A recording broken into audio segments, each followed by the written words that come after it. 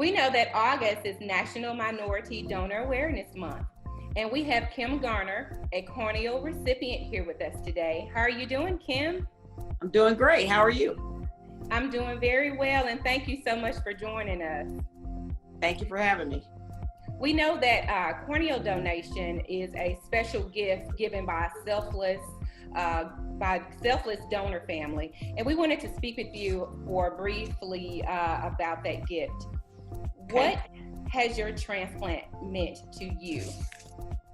First of all, I've been an organ donor since I got a driver's license. My mom was a huge proponent of organ donation. She actually passed from breast cancer in 1999, and ironically, all those years that she spent preaching to us about how once you get to heaven, you can't use it anyway, so why not bless someone else? So my sisters and I, we were thinking, wow, she donates her whole entire body to science, and the only thing they can use is her corneas.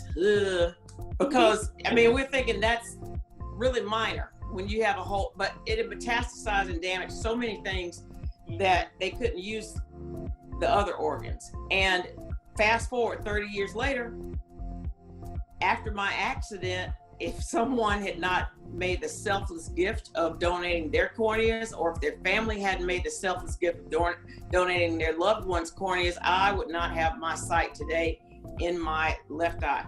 Can you tell us a little bit about your journey? Okay, 3 years ago, it was my daughter's 16th birthday. My husband's a football coach, and we had been at Georgia for 16 years. And we go home to Auburn, which both of us graduated from Auburn, and we beat them. It was a huge victory.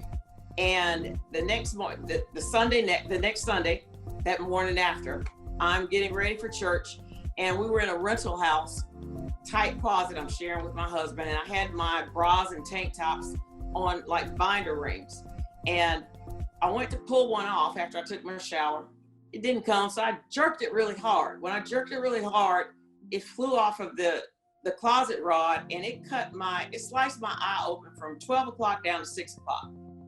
I didn't realize it at the time, but when I've got twin daughters, they were 14 at the time, and they came in the room and they saw, one of them saw my face, and she's like, because you don't realize how inflated your eyeball keeps your face. As the vitreous fluid started to leak out, my face was sinking in. And my daughter's trying to remain calm, and she's like, I'm gonna go call daddy and tell him he needs to get home quick. So we go to the hospital in Auburn, and the doctor in the ER should have been a poker player, because I had no idea that I could possibly lose my sight or my whole entire eye at that point. And he said, we can't do anything here. You need to go to Birmingham to the Callahan Eye Hospital. They have a trauma center. And who knew that there's actually an eye trauma center that's open 24 hours a day? So my husband asked, well, should we go home and pack a bag? He's like, nah, I think you need to go straight there. So we go straight there. We get to Callahan, and Dr. Yee was the doctor that was on call that night in the ER. He started discussing with me that we're trying to save your eye. And that's when it sunk in the amount of damage that I had done. I had actually torn my iris, my pupil, and my cornea. So fast forward to 10 o'clock that night in Birmingham, they're doing surgery, and they save my eyesight, and they stitch it up. And that is just to stabilize my eye until a retina specialist and a cornea specialist could take a look at it. And my doctors took a look at it the next day, and there were other procedures that needed to be done in order to prepare me for a cornea transplant. And the selfless gift that my donor gave, that's what's most important. This is actually my second cornea. The first one I rejected. Can you elaborate a little bit more on how your transplant and what your transplant meant to your family and your friends? Actually, I'm the mother of 6 girls. 5 at that time were still 4 were still at home. 1 was in college at Auburn. And my eyesight is everything to me. And I'm also an artist.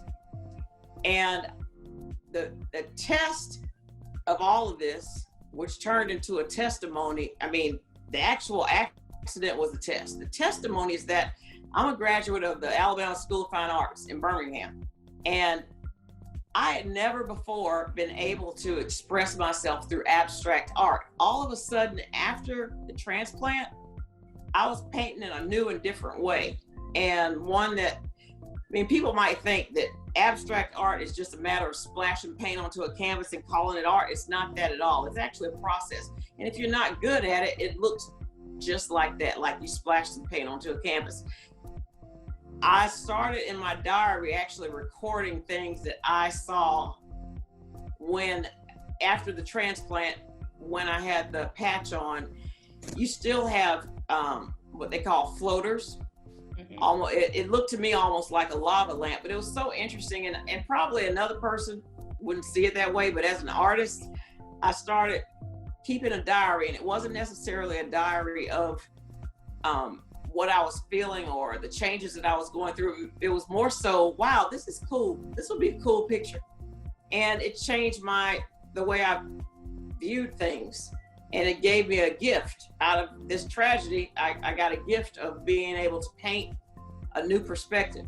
I'm actually about to launch a fine art website out of all of this. God has a strange way of doing things in his time, not our time. If you have this discussion with your loved ones ahead of time, especially with parents, it's difficult.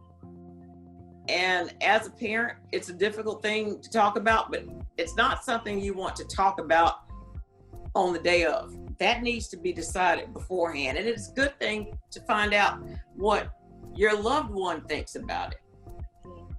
Oftentimes, your loved one feels the same way. So if you could say one thing to your donor family or your donor, what would you say? You know, your loved one gave me my sight that I had lost, essentially. And, you know, like my mom said, we made that tough decision as well. My family did, and I understand it. However, if it had not been for that selfless gift, I would not have my sight. I wouldn't be able to paint. I wouldn't be able to see my kids play basketball. I wouldn't be able to see one of my daughters. She's going to SCAD. She's an artist. I wouldn't be able to see another daughter play golf. I wouldn't be able to see a daughter graduate. I would miss all of these, the sight of all of these milestones in my kids' life, and that's just their lives. It made a huge impact on us for me to retain my sight. It was such a selfless gift. And I know at the time of your loved one's death, that's the very last thing on your mind. So that is a conversation that actually needs to be had before tragedy strikes, before illness strikes. Because in the moment, no, you don't even want to think about that for your loved one. But it is such an incredible process after this accident. And, you know, speaking for the Advancing Sight organization, I got a chance to see behind the scenes. There's so many pieces that have to go together. There are people that have to procure the organ from the hospital. There are people that have to make the phone call. Those ladies that I met that that's not something that I could do without bawling my eyes out. They're incredible. Just their whole entire attitude about it is incredible. The doctors, and I never realized that place has to be open 24 hours a day, 7 days a week. You never know when an organ is going to become available. My own children, as important as this is to me, my own children saw something on social media that was warning African American women, do not, be an organ donor. Do not make your heart red on your driver's licenses, because if you're in a car accident, that doctor is not going to save you. They're just going to take your organs, and use them. That's so incredibly false. In fact, if you think about it, you don't even have to look at science. Just think, for an organ to be a match, you need somebody that is very similar to you. Well, who's going to be more similar to me than another African American woman? She has to give that gift in order for me to receive it. I'm saying that with other organs, because actually with a cornea, there's no tissue match. You just need to be an organ donor. But even I was shocked that my own children thought that. It broke me down. No, as African Americans, minorities, we need to be organ donors. We need to save the lives of somebody else, because you need to think about your child, your loved one, yourself, even being in that situation and needing an organ. Who better to give it to you? Who's going to be a better match than someone that is like you?